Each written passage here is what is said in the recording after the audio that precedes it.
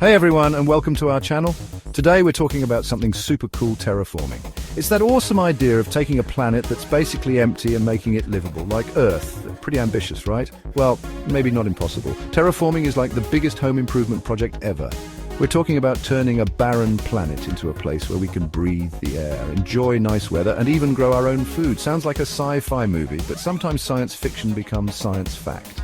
Let's look at 5 important things about terraforming, what it takes, what's possible, and the cool science that might make it happen. First things first, no air, no life. Without an atmosphere, a planet is just a lifeless rock floating in space. The atmosphere is what makes Earth so special, providing the air we breathe and protecting us from harmful space radiation. And I don't mean a little bit of air like on Mars. Mars has a very thin atmosphere, mostly carbon dioxide, which is not suitable for human life. We need a thick, rich atmosphere filled with nitrogen and oxygen.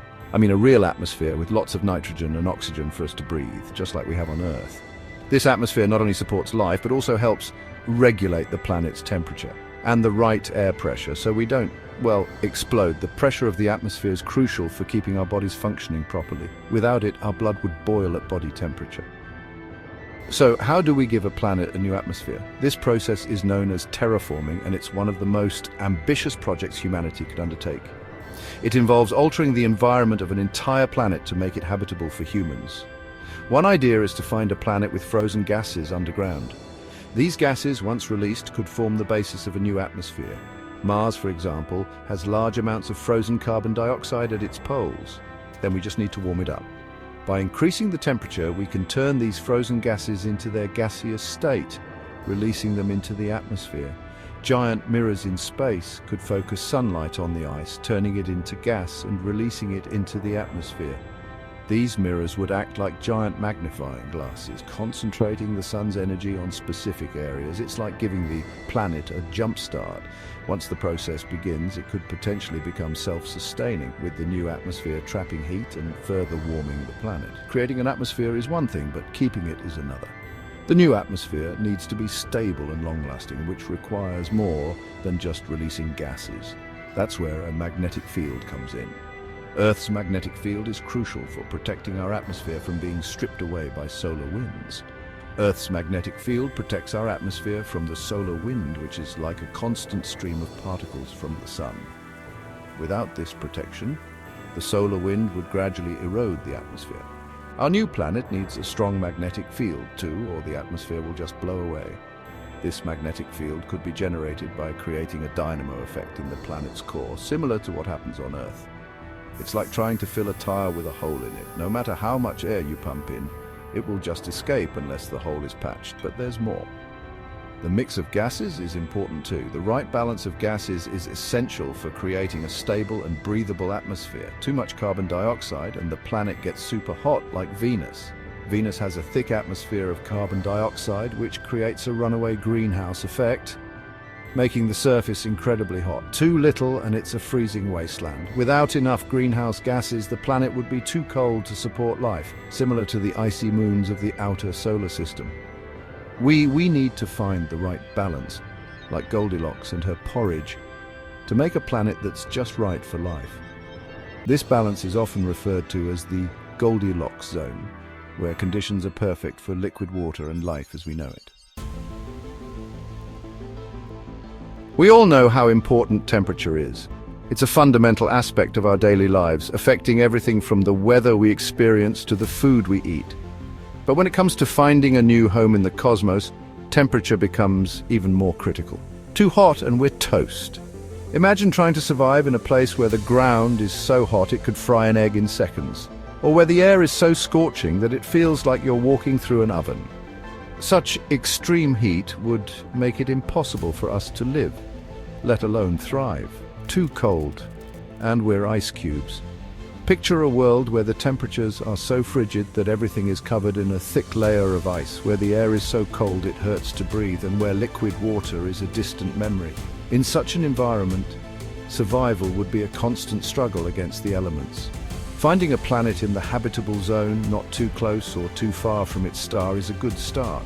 This zone, often referred to as the Goldilocks zone, is where conditions are just right for liquid water to exist, a key ingredient for life as we know it. But finding a planet in this zone is just the beginning of our journey. But even then, we might need to adjust the temperature. Planets in the habitable zone can still have climates that are too extreme for human life. We might need to tweak the atmosphere or find ways to regulate the temperature to make it more suitable for us. One way to warm up a planet is with the greenhouse effect. This natural process helps to trap heat from the sun, keeping the planet warm enough to support life. By increasing the levels of greenhouse gases in the atmosphere, we could potentially raise the temperature of a cold planet to more comfortable levels. Now, don't think of Earth turning into a sauna. We're not talking about making a planet unbearably hot. Instead, we're looking to create a balanced environment where temperatures are stable and conducive to life. The greenhouse effect is natural and important for life. Without it, our planet would be too cold to support the diverse ecosystems we have today. It's a delicate balance that we need to maintain to ensure the survival of life on any planet. It traps some of the sun's heat to keep things warm. This trapped heat is what allows our planet to maintain a stable climate, making it possible for life to flourish. By understanding and harnessing this process, we can make other planets more habitable. We could make a planet's greenhouse effect stronger by adding certain gases to the atmosphere. This would help to trap more heat and raise the overall temperature, making the planet more suitable for human habitation. It's like wrapping the planet in a blanket. Just as a blanket keeps you warm by trapping your body heat, a thicker atmosphere with more greenhouse gases can keep a planet warm by trapping the sun's heat. But we can't add too much or it'll get too hot, like Venus. Balance is key. Venus is a prime example of what happens when the greenhouse effect goes into overdrive. Its thick atmosphere traps so much heat that surface temperatures soar to unbearable levels. If a planet is too hot, we could use giant space mirrors to reflect sunlight away, like a giant sunshade. These mirrors could be positioned in orbit to deflect some of the incoming solar radiation, helping to cool the planet down to more manageable temperatures. Controlling a planet's temperature is a constant job.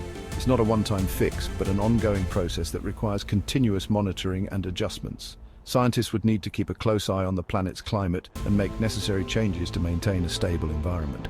We'd need to keep checking and adjusting things to keep it just right.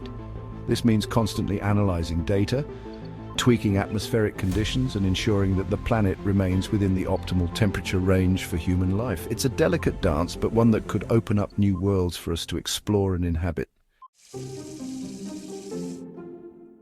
Water is essential for life, so our new planet needs lots of it. Some planets have water ice underground. We could use giant mirrors to melt that ice, creating oceans, lakes, and rivers. But what if the planet is completely dry? That's where things get interesting.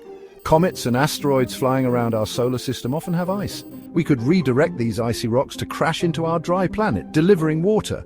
Of course, we'd have to be very careful not to accidentally smash the planet to pieces. Once we have water, we need a water cycle like Earth's, with evaporation, rain, and clouds. This moves water around the planet and keeps everything balanced. Okay, we have air, the right temperature, and water. Now let's talk food. I'm talking about growing our own food on this new planet. That means making fertile soil, the kind that plants can grow in.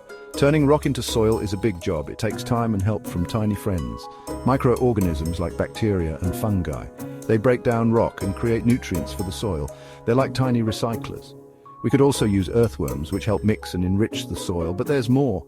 We need the right soil pH, sunlight, and nutrients like nitrogen and phosphorus. It's like a puzzle, making sure everything fits to help plants grow. We might start with simple plants like algae and lichens, which can help prepare the soil for bigger plants.